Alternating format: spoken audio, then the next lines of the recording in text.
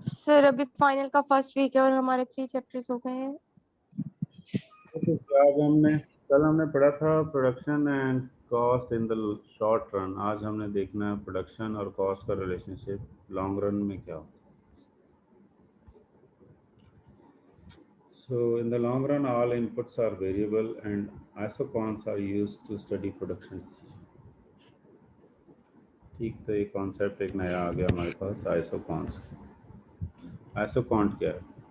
N isocost is a curve showing all possible input combinations capable of producing a given level of output। इसका मतलब ये है कि ये अगर आपके पास आउटपुट है तो उसके हर इनपुट के एस्पेक्ट में उसका रिलेशन जो है वो देखा जाएगा। अब वो कर्व्स की शेप में हो तो उसे हम आइसोकॉन्ट कहते हैं। ठीक, सो एक टारगेट आउटपुट के लिए आपको जितने इनपुट्स की ज़रूरत पड़ती है और वो रिलेशनशिप अगर हम कर्व के मोड में उसको शो कर दें तो ये हमारा आइसोकॉन्ट कहलाएगा। आइसोकॉन्ट्स आर डाउनवर्ड स्लोपिंग। इसका मतलब ये कि डाउनवर्ड स्लोपिंग होगा।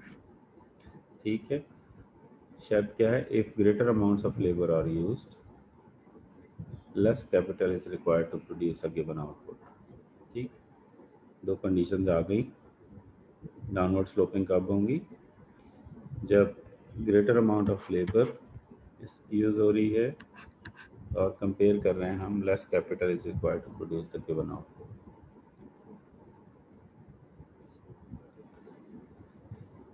सो ये आपकी गिवन आउटपुट के लिए आइसोकॉन्स की एग्जांपल आ गई आपकी।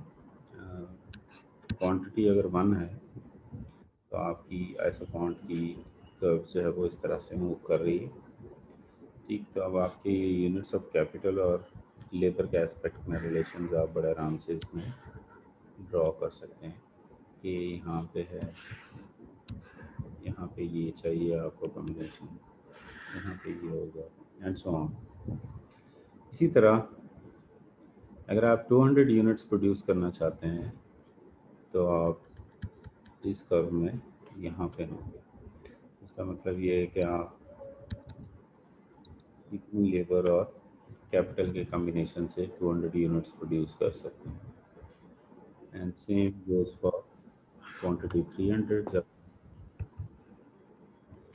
इस पॉइंट को देखते हैं तो आप कहते हैं कि इतनी लेबर ऑफ कैपिटल के अगेंस्ट इतना जो है लेबर आपको चाहिए।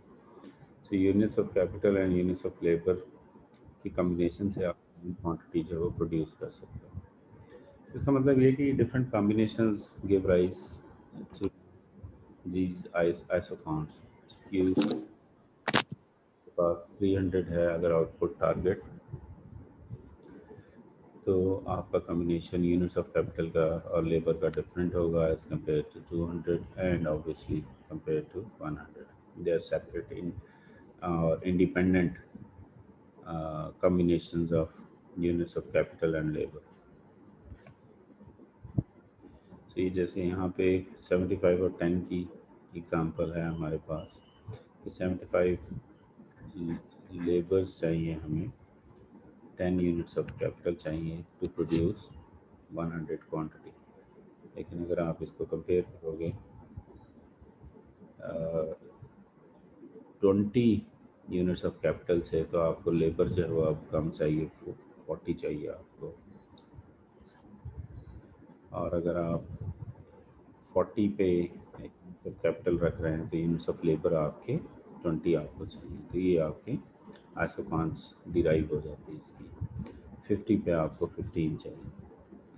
सो इस पे जो टेंजेंट लाइन है ऑब्वियसली पॉइंट ए, वो आपका कह सकते हैं कि आपका एक ऑप्टिमल कॉम्बिनेशन हो सकता है। प्रोडक्शन फंक्शंस में यूनिट्स ऑफ कैपिटल के अगेंस्ट अगर आप देखें 0 to 10 हम मूव कर रहे हैं और यूनिट्स ऑफ लेबर भी हमारे 0 से 10 के दरमियान में मूव कर रहे हैं। तो ये आपकी डिफरेंट आउटपुट कॉम्बिनेशंस आपके पास आ जाते हैं।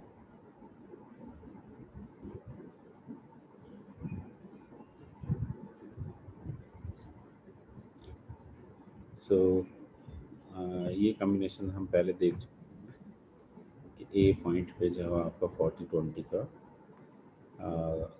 ऑप्टिमल कॉम्बिनेशन क्वांटिटी 100 के लिए आ रहा है।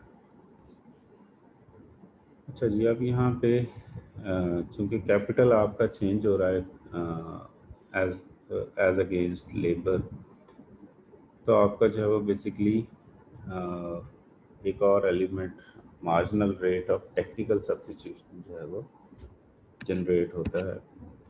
इस basically the slope of an isoform and measures the rate at which the two inputs can be substituted for one another while maintaining a level of output। वो आपको हर डायग्राम में हर आइसोकाउंट के लिए ये क्लियरली नज़र आ कि आपको गिवन आउटपुट पे आपकी जो कॉम्बिनेशन है कैपिटल का एज अगेंस्ट लेबर वो क्या है। ठीक, तो ये आपको एक एग्जैक्ट जो है वो रेट बता देता है कि एक के बदले में दूसरे को जब सब्स्टिट्यूट करेंगे, यानी कैपिटल बढ़ा देंगे तो लेबर कम हो रही है, लेबर बढ़ाएंगे तो कैपिटल कम हो रहा है। सो एक कितना लेबर एक्सचेंज करने से कितना जो है वो कैपिटल आपको कंपैरेटिवली चेंज करना पड़ता है, तो ये marginal rate of technical substitution कहलाएगा। तो इसका मतलब ये है कि ये क्योंकि उनका अपोजिट रिलेशनशिप है तो इसलिए ये नेगेटिव साइन लाजमी है हमारे पास। ये change in capital with respect to change in labour से आपका मेजर होगा। So minus sign is added to make MRTS a positive number since change in K with respect to change in L is basically the slope of isocon जो कि negative होती है, वो हम पहले बात कर चुके हैं। MRTS can be expressed as the ratio of two marginal products। तो marginal products भी हम ले सकते हैं। एक marginal product हमें चाहिए लेबर का और दूसरा marginal product चाहिए हमें कैपिटल का। तो अगर हम मार्जिनल प्रोडक्ट ऑफ लेबर को मार्जिनल प्रोडक्ट ऑफ कैपिटल के साथ डिवाइड कर दें तो भी हमारे पास marginal rate of technical substitution आ जाता है। As labour is substituted for capital, जो MPL है आपका marginal product of labour declines and marginal product of capital rises causing MRTS जो marginal rate of technical substitution है that will diminish, ये declining trend पे आएगा। तो इसका मतलब ये हुआ कि हमारे पास MRTS के लिए दो फॉर्मूले आ गए। एक था हमारे पास change in capital with respect to change in labour which can also be utilized if we have marginal product of labor compared to marginal product of capital। So आपके पास ये इक्वेशन थी स्लोप ऑफ प्रोडक्शन आइसोकाउंट भी हम कह रहे हैं, जो आइसोकाउंट की स्लोप है। सो आप अगर आप चेंज इन वाई को देखें तो आपका बेसिकली टोटल आउटपुट है वो कैसे इंक्रीज कर सकती है, marginal product of labour multiplied by change in labour, और अगर आप उस प्रोडक्ट में ऐड कर देंगे marginal product of capital with change in capital. So ये अगर फर्स्ट करें चेंज इन आउटपुट जो है वो ज़ीरो हम अज्यूम करें तो ये वही रिलेशनशिप आपका MPL over MPK is equal to delta K over delta L minus sign के साथ। This is the same MRTS। Slope of production isoquant reflects relative marginal product of labor and capital। तो ये हम पहले ही बात कर रहे हैं कि marginal product of labour with respect to capital जो है उससे भी आपकी स्लोप फाइंड आउट होती है।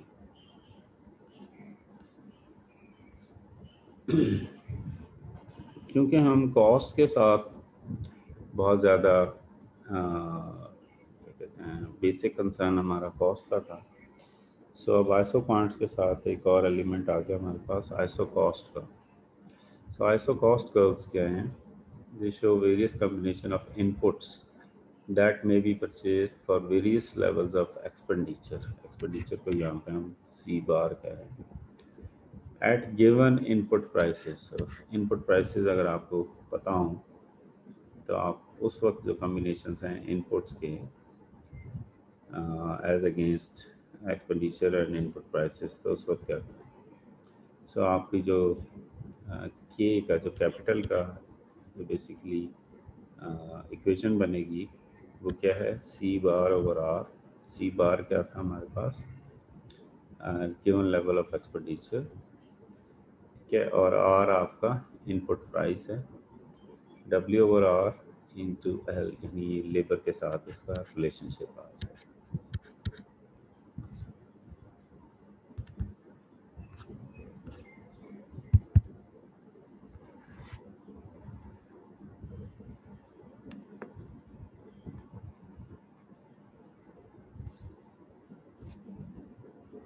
So slope of an isocost curve is the negative of the input price ratio।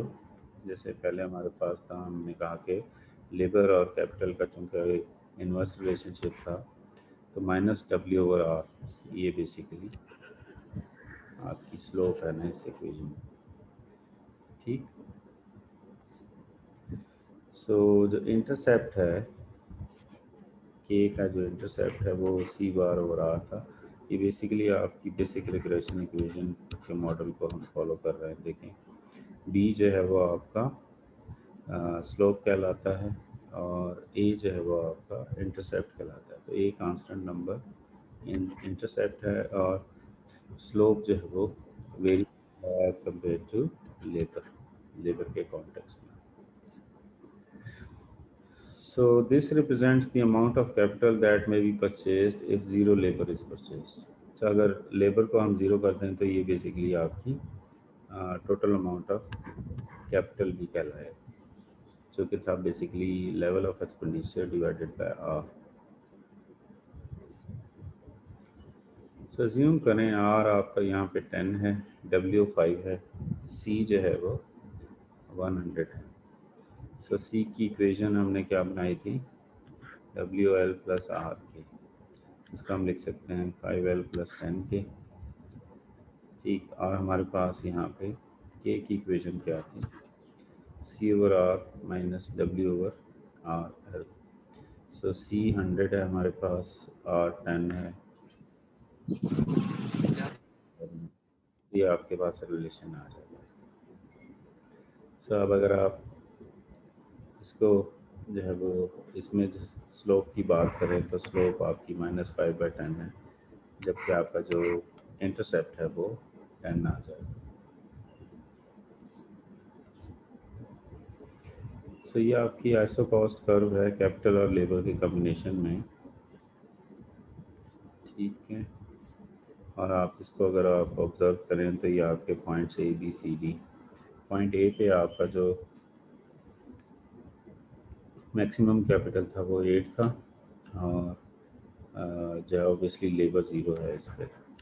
इसी तरह पॉइंट डी पे जो है वो आपका कैपिटल ज़ीरो है और जो लेबर है वो मैक्सिमम 16 है, और दरमियान में उसके कॉम्बिनेशन हैं कि 8-4 का कॉम्बिनेशन जो है वो सी आपको शो कर रहा है और 4-6 का कॉम्बिनेशन पॉइंट बी पे आपका शो हो रहा है। सो अब इसकी इक्वेशन अगर मैं बनाना चाहूँ तो इक्वेशन कैसे बनेगी, उसने कहा कि ये 8 माइनस हाफ एल आएगी। तो इसका मतलब है कि इसका जो स्लोप है, सॉरी ए जो है इंटरसेप्ट जो था वो 8 है और इसका जो स्लोप है वो आपका -1/2, जो कि बीटा से आपका रिप्रेजेंट हो रहा है इस इक्वेशन में। सब अगर आप इसको शिफ्ट करते हैं राइट साइड पे तो इसका मतलब ये है कि ये आप 10 पे मूव कर गया है और मैक्सिमम वैल्यू जो है वो लेबर के एस्पेक्ट में वो 20 पे चली जाती है। सो इसकी इक्वेशन जो है वो अब बनेगी 10 माइनस हाफ एल, ठीक। तो इसका मतलब ये है कि इसका जो इंटरसेप्ट है वो 10 हो गया है, बाकी बीटा सेम है उसका।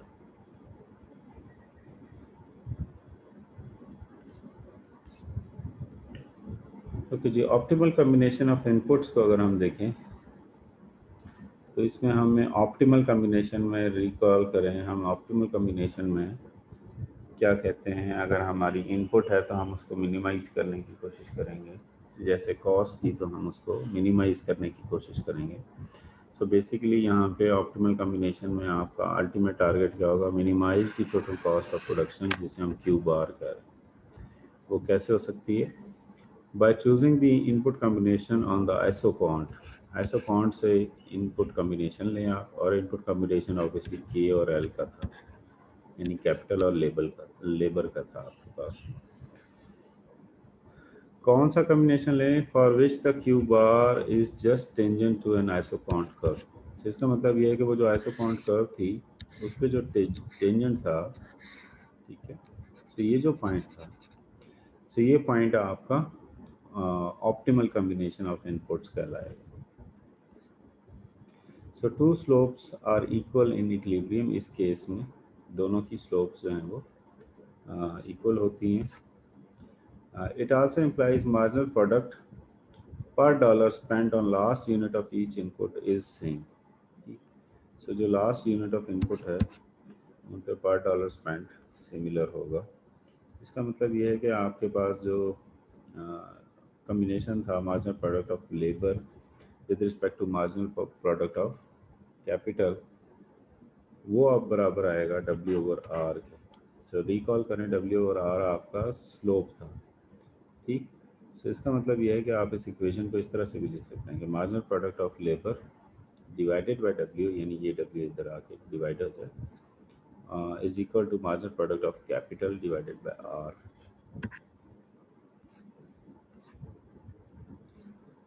सो अब आपका ये कम्बिनेशन है 10,000 क्वांटिटी का लेबर और कैपिटल की कम्बिनेशन में, तो आपने ये तीन जो है वो स्लोप्स अपने लिए डिफाइन किए हैं, जिसमें के मैक्सिमम 120 है पहले, सॉरी तीसरे कम्बिनेशन में इसके, और मैक्सिमम लेबर जो है वो 180 है। दूसरे कम्बिनेशन में 134 है और 201 है लेबर आपकी, और अगर आप पहले की एग्जांपल देखें तो वो 140 और 210 के दरमियान, ठीक। तो अब जैसे पॉइंट ए पे आपके पास एक कम्बिनेशन है कैपिटल और लेबर का, वो 100 और 60 है। पॉइंट बी भी आपके पास आ सकता है सेकंड कर्व के एस्पेक्ट में, अगर आप देखें, ठीक, सेकंड कर्व के एस्पेक्ट में आपके पास पॉइंट बी भी आ जाएगा। तो पॉइंट बी बेसिकली 66 और 100 के दरमियान में, यानी 66 लेबर हो और 100 आपका, सॉरी 90 आपका जो है वो कैपिटल हो, क्योंकि 100 तो पिछले केस में था ना पॉइंट ए के लिए। पॉइंट बी के लिए आपका 66 और 90 का कम्बिनेशन।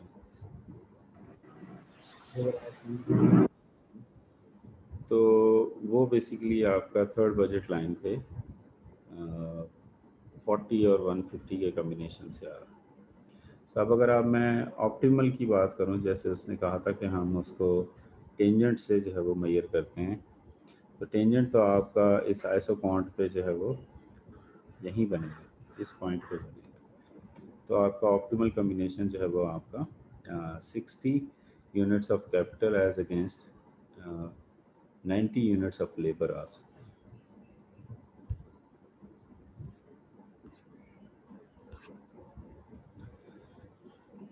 अज्यूम करते हैं कि MPL जो है वो हमारे पास marginal product on labour is 2, W $1 है, marginal product of capital is 3 और R हमारे पास $2। अब यहाँ पे is the firm using the right combination of inputs, ये हमें डिसाइड करना है। If not, how should the firm reallocate its expenditure. जो लास्ट डॉलर रूल है उसको आप अप्लाई करें तो ये आप कर सकते हैं। सो रिकॉल करें, आपके पास इक्वेशन थी MPL/W, so 2 divided by 1 basically 2 आता है। अब फिर हमारे पास था MPK यानी marginal product of capital with respect to R, so 3/2 आपके पास कॉम्बिनेशन आता है 1.5। So last dollar spent on labour increases output by more than the last dollar spent on capital, ठीक। तो यहाँ पे आपको बेसिकली लेबर की वजह से ज़्यादा बेनिफिट मिल रहा है as compare to capital. So आप क्या करेंगे, आप सजेशन क्या है, increase the use of labour relative to capital, यानी लेबर का यूजेज जो है वो आप बढ़ाते हैं as compare to capital, and vice versa, यानी decrease the use of capital relative to labour. So ये आपका के और एल पे अगर आप कम्बिनेशन देखें तो 1700 क्वांटिटी पे ये आपका तकरीबन टेंजेंट बन रहा है। सो ये पॉइंट जो है वो आपको, सर आपकी स्लाइड ना मूव नहीं हो रही, 13 पे ही रुकी हुई है। मेरे पास मूव हो रही है, इंटरनेट कनेक्शंस का इशू होंगे। नहीं सर, किसी के पास नहीं हो रही। Yes sir. सर अब मूव हुई है।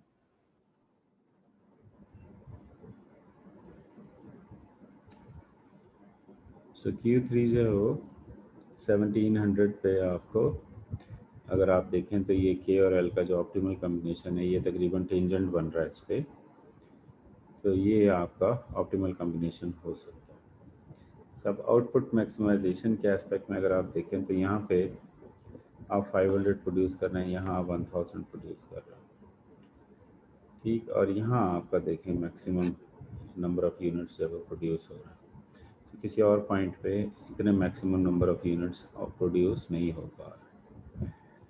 तो अगर आप इसका देखें पॉइंट आर पे, तो आपका जो कैपिटल और लेबर का कम्बिनेशन है वो सिर्फ 500 यूनिट्स आपको प्रोड्यूस करके दे रहा है, जबकि पॉइंट एस पे जो टच कर रहा है इस के और एल के ऑप्टिमल कम्बिनेशन को, आपको मैक्सिमम जो है वो 1000 यूनिट्स प्रोड्यूस हो रहे हैं, जबकि पॉइंट ई पे जो के ई और एल ई के कम्बिनेशन से आपको मिल रहा है आप मैक्सिमम 1700 यूनिट्स प्रोड्यूस कर पा रहे हैं।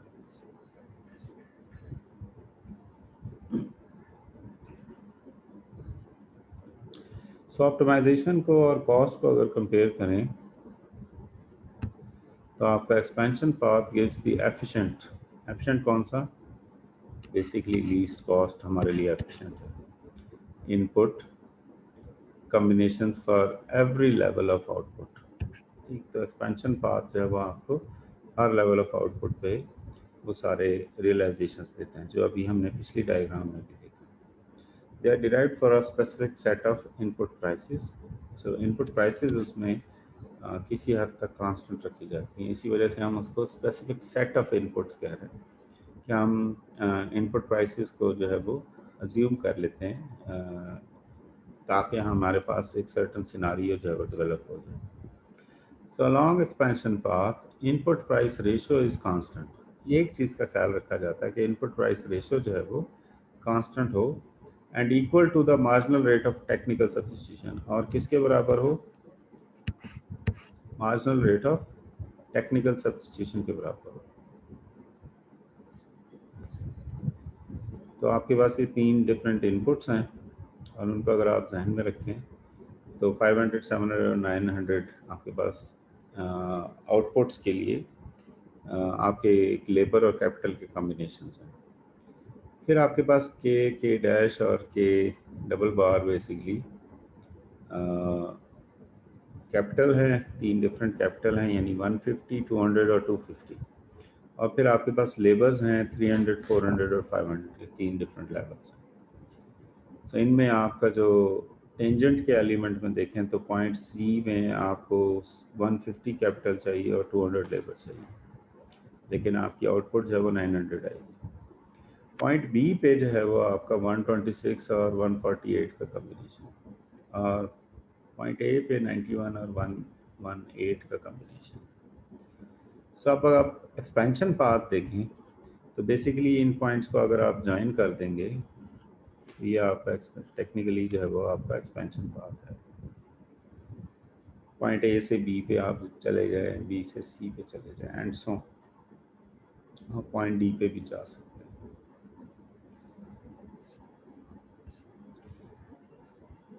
अब एक एलिमेंट है लॉन्ग रन कॉस्ट का। लॉन्ग रन टोटल कॉस्ट जो है वो, लेकिन टोटल कॉस्ट को हम long run total cost basically LTC से एवरीवेट कर रहे हैं।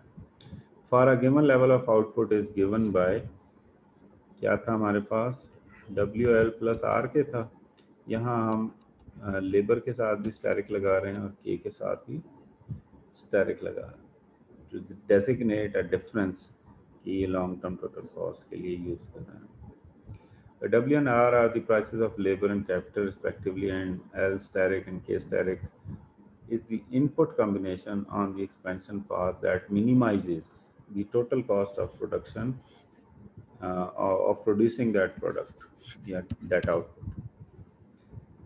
ठीक, तो ये टोटल कॉस्ट को मिनिमाइज करने के लिए यूजेज होगी आपकी. अब लॉन्ग रन एवरेज कॉस्ट क्या है? It measures the cost per unit of output. कब? when production can be adjusted so that the optimal amount of each input is employed. Production को आप इस तरह से एडजस्ट करें कि optimum amount of each input जो है वो यूटिलाइज हो सके, तो उस वक्त आपकी लॉन्ग रन एवरेज कॉस्ट जो है वो कैलकुलेट हो जाएगी.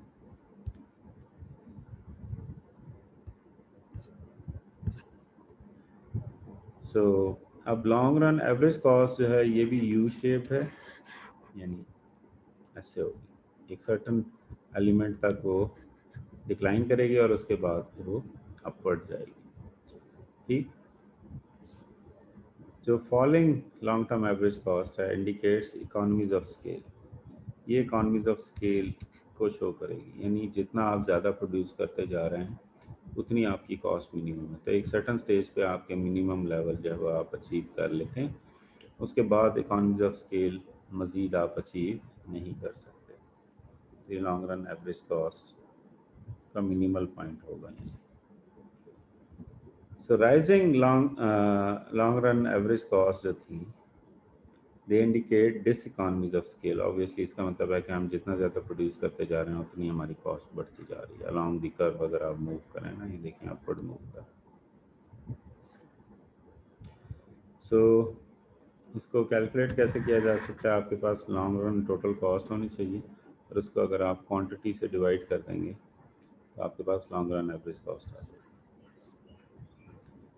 फिर तीसरा कॉन्सेप्ट था लॉन्ग रन मार्जिनल कॉस्ट का, तो उसको LMC से हम रिप्रेजेंट करते हैं. It measures the rate of change in long run total cost as output changes along expansion path. So expansion path के ऊपर आपकी आउटपुट ऑब्वियसली चेंज होती है, तो उस वक्त आपने रेट ऑफ चेंज देखना है लॉन्ग रन टोटल कॉस्ट. सो जो LMC है long run marginal cost, that is also U shape. ठीक है,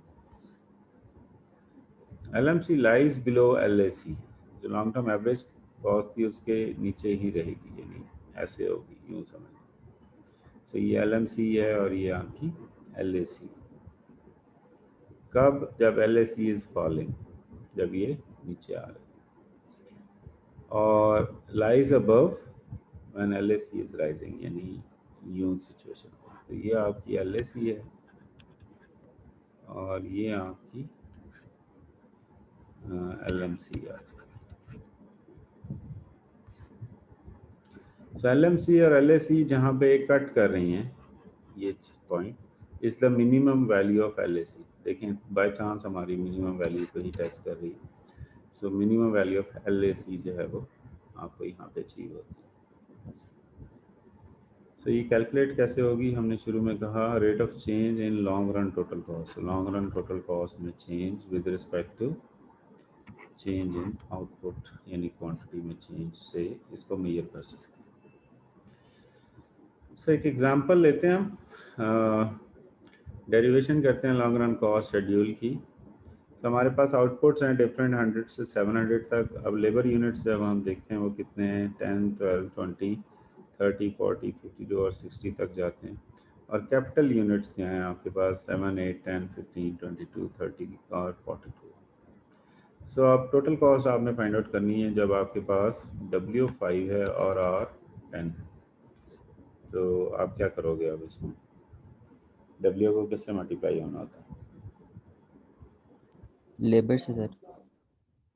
लेबर से. सो 5 10s are 50 और जो कैपिटल है R उसको 10 से मल्टीप्लाई करना है, तो 50 + 70 इज़ 120.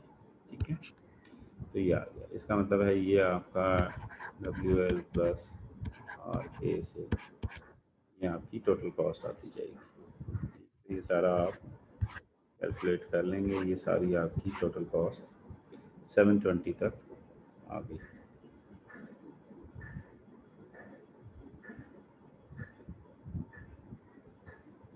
अच्छा, अब आपको लॉन्ग रन एवरेज कॉस्ट चाहिए।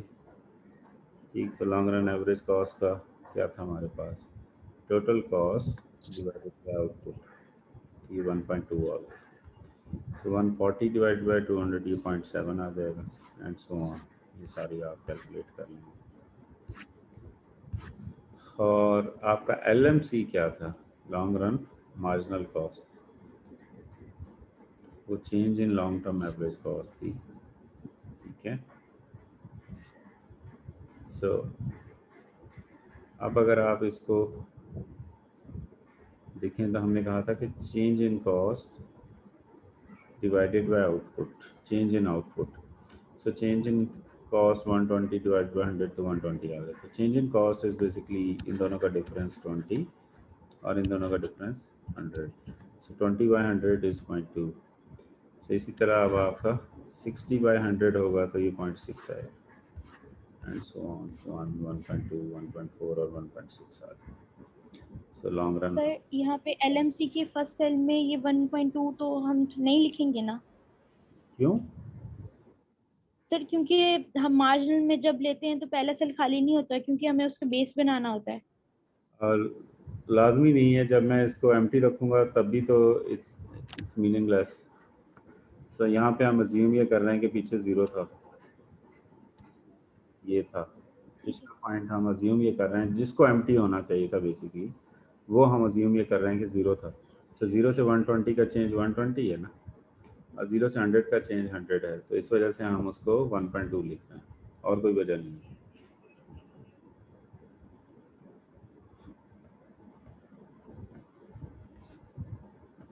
तो अब अगर आप इनको प्लॉट करें तो आपका